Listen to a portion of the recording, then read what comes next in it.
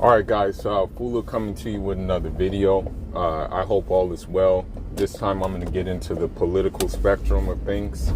I want to talk about Afghanistan for a moment, just to show you this is the pattern of United States, or I should say the United Snakes of America, what they do to countries, okay? What United States does to countries is they say that they're going to bring democracy to the country. They say they're going to bring stabilization to the country.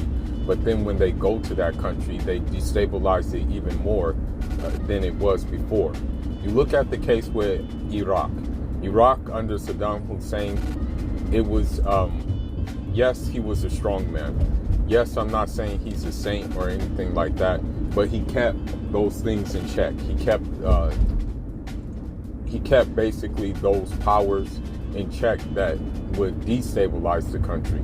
Now you look at Iraq, it's a war-torn country.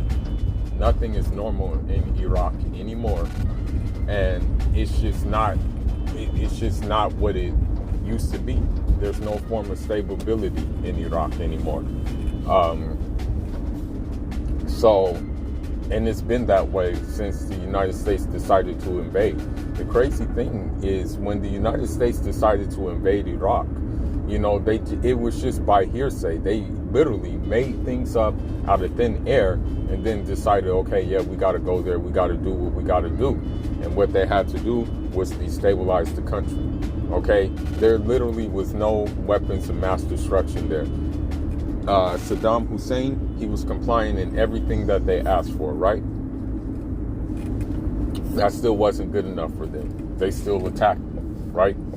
So the thing is like, unfortunately, there was an African, and he was part of the military service. And I know a lot of Africans who are in the United States service, and I would never be a part of the United States military service, okay?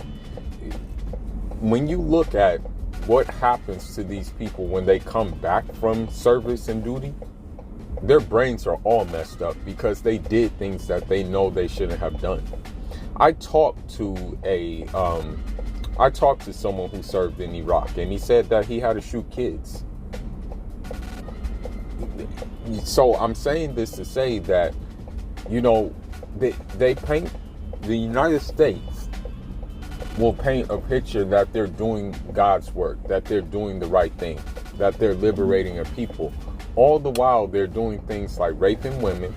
All the while they're doing things like killing family. All the while they're doing things like child trafficking. And they're saying this is in the name of democracy. And on top of that, they're pissing on carcasses as well. You know what I mean? They're teaching kids how to say things like there was one video of the United States soldiers in Afghanistan, and they were teaching kids how to say, I am a dumbass. So if you're dealing with these kind of elements, then they mean nothing good for you. The United States, what it does is it puts someone in power that's going to do their bidding. That's what its whole objective is if the people can't regime change, then the United States will go in and regime change if there's something there that they want. George Bush became a very rich man from Iraq. George Bush, quite as kept, he had an oil company in Texas, and let's put it this way, he's a billionaire now from that war. But this is the dangerous thing about, patriotism and things, and people saying USA, do you know what your country does? I may be in this country, but I'm sure as hell not of this country. I'll tell you that. You know what I mean? I'm actually thankful I come from a third world country. I'm very thankful I come from a third world country. But what I'm saying is that with Afghanistan, you have to understand something. Afghanistan is sitting on many natural resources. I believe Afghanistan is sitting on oil too, but it has yet to be developed, right? So we have to do a history lesson about Afghanistan. The thing is with Afghanistan, and the Taliban. Let's talk about the Taliban.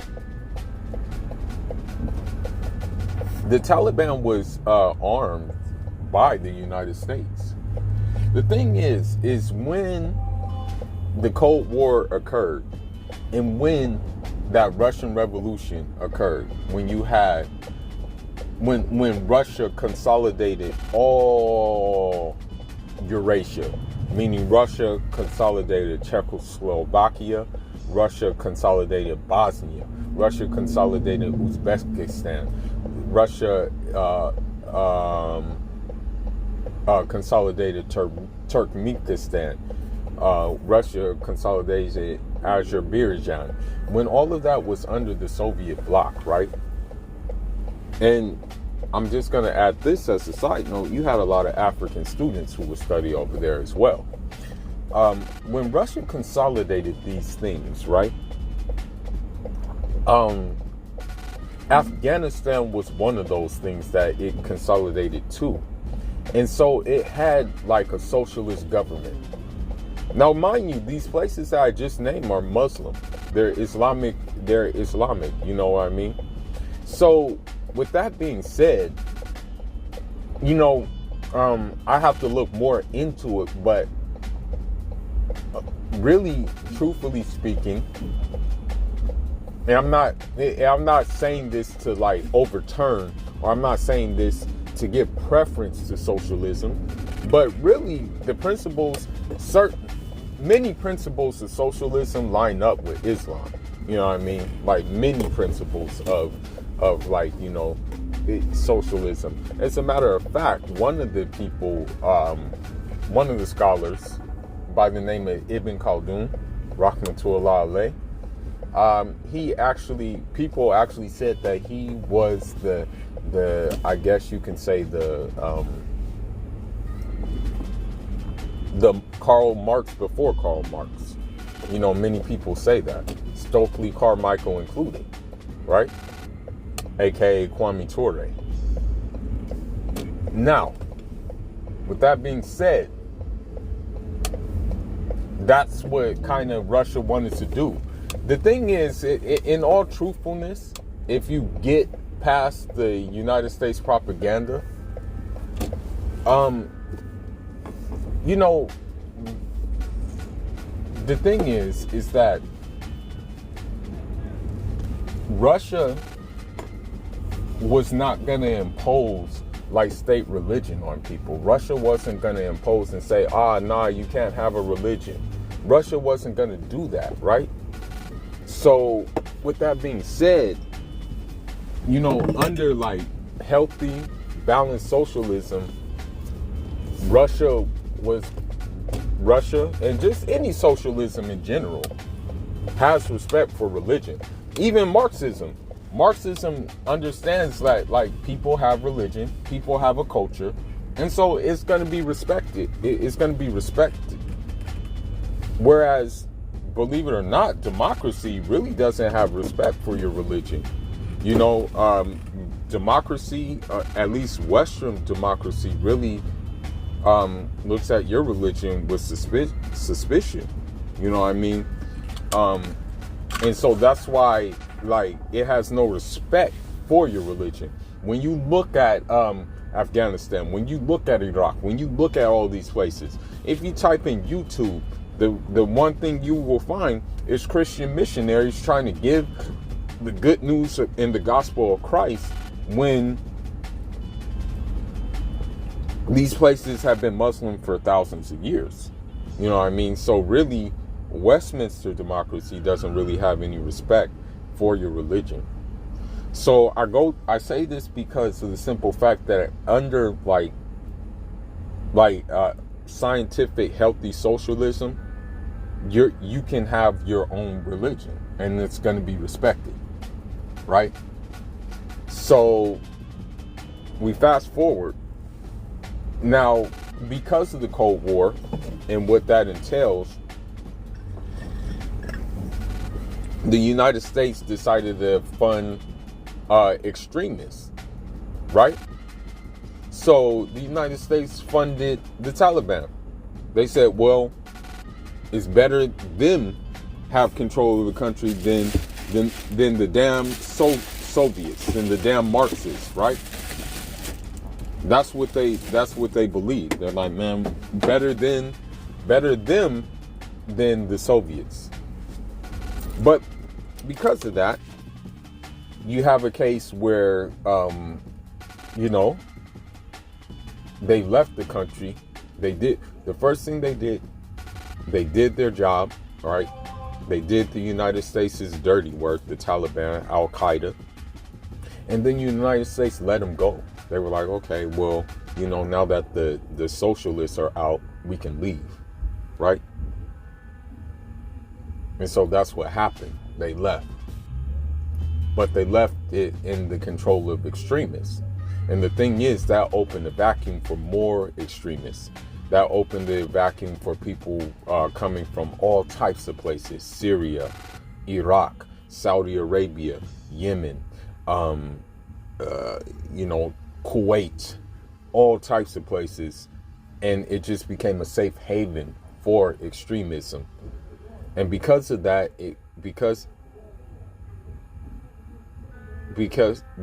it became a haven for extremism, the country was never stable, and the people that the United States armed now control the country. Now, it has come to my attention that the United States is withdrawing from the country, but I don't think they are withdrawing from the country. What I think they're going to do is they're going to keep some people there, and those people that they keep there they're going to usurp the resources. Believe it or not, when the United States came to Afghanistan, opium went up. The price of opium went up. The production of opium went up as well. Believe it or not. It's not a coincidence that happened. Okay? It didn't happen for no apparent reason. It happened for a reason, right? So with that being said, I saw some sad video in regards to this situation. The United States and Americans in general, what they'll do is they'll say, go back to your country, right? But the thing is, they left your country in shambles. They left your country where you can't make a living. They left your country where it's like going to be very difficult for you to actually carve out like a livelihood. So the next time someone tells you to go back to your country, tell them, I'll go back to my country contingent upon you fixing the mess you left in my country. Or I'll go back to my country contingent upon you fixing the contingent upon your government fixing the mess that you left in my country. So I'm praying for the people of Afghanistan. They're in my heart because of the simple fact, when I saw the video, the United States troops were shooting people dead who were trying to flee the country. And also there were people hanging off an airplane in the United States who actually fell to their death because they were trying to leave the country. My heart goes out to the Afghan people. I've met a couple of Afghan people here. They're very chill people. They're very quiet people. And they're good to do business with. I've done business with a couple of Afghan people. And let's just say my profits were very, very fruitful because they deal in honesty and integrity for the most part. So with that being said, Afghanistan is just another example of United States imperialism in action. But I truly believe that, there's going to be a debt to be paid by this country. It can't keep on doing what it's doing to other countries. There's going to be a divine debt that needs to be paid. I don't know how the divine debt's going to be paid, but I truly believe that when it does get paid, the government is going to suffer for it. The thing is, we know the United States to just be a history of lying, stealing, killing, and destroying, right? It has to make amends for doing that. It has to make amends for starving Cuba. It has to make amends for starving Venezuela. It has to make amends for overthrowing democratic governments of Grenada. It has to make amends for overthrowing Libya. It has to make amends for invading Iraq. It has to make amends for bombing Hiroshima and Nagasaki when most of the people that they bombed were innocent and not military targets. It has to make amends for Puerto Rico. It has to make amends for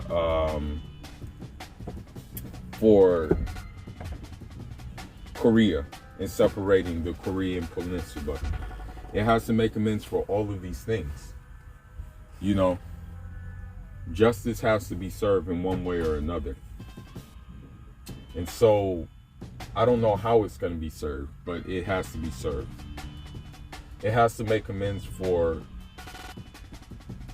how the treatment of blacks in this country is still occurring and is getting worse. Has to make amends for this. Most black people here, all they want to do is get on with their lives. If you give them options, they want to be doing certain things that they do. I know this because I come from that. I come from that. Let's just say I come from that shit, right? So with that being said, you know,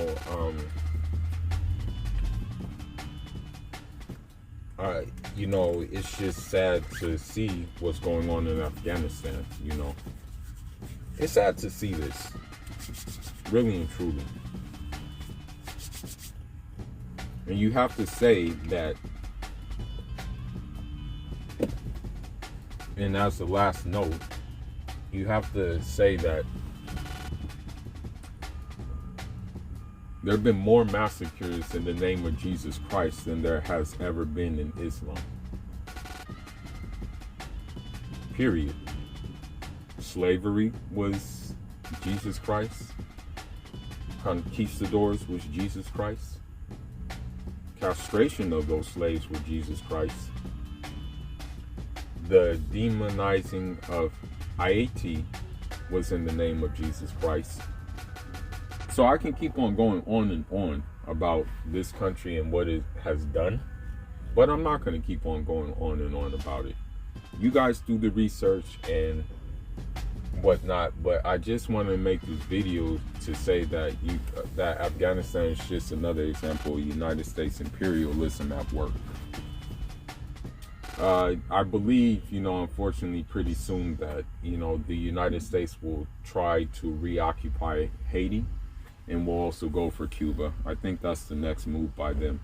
And, you know, they have vested interest in East Africa, so I think that's also on the agenda for them as well. But may Allah protect these places from that, you know. But that's all I got for now, guys. Leave your thoughts and leave your comments. Full of signing out. Njarama.